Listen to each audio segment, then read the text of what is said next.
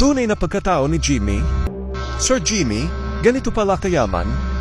Isang nakaagulat at twist sa viral road date issue sa pagitan ng lady rider na si Yana Botoblad at driver ng pickup truck ang gumuluntan sa netizen. Pinatunayan nito na ang taong inaakala natin ordinaryo lang, siya pa pala ang hindi natin dapat minamaliit. Matatandaan nag-viral ang video kung saan mahigit ang galit na galit si Yana matapos umano siyang muntik masagi ni Sir Jimmy. Ayon kay Yana, hindi umano tumitingin sa paligid at gumagamit ng side mirror at signal light si Sir Jimmy. Dahil sa inis, kaya pinakuha niya si Sir Jimmy at pinagbumula pa niya ito. Ngunit nagiba ang hihip ng hangin dahil mula sa pagiging mayapang, ay naging tila maamong tupa si Yana nang humingi siya ng sorry kay Sir Jimmy. Base sa post ng anak ni Sir Jimmy, hindi sila makikipag-areglo kay Yana at sasampahan nila ito ng reklamo. Aniya, update po, tinutuloy po namin ang pagsampa ng reklamo.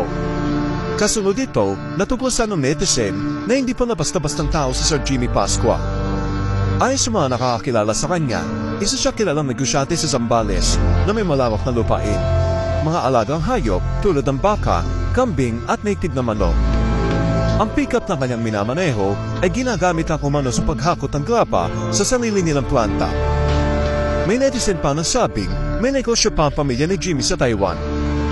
Ayon sa isang netizen, ayaw mo pa areglo ni Kuya Jimmy. Hindi mo ba alam, maraming baka, kambing at native na manok yan. Yung pickup na nilalait mo, panghakotan ng graba sa planta yun. Mga kapatid niyan, may factory sa Taiwan.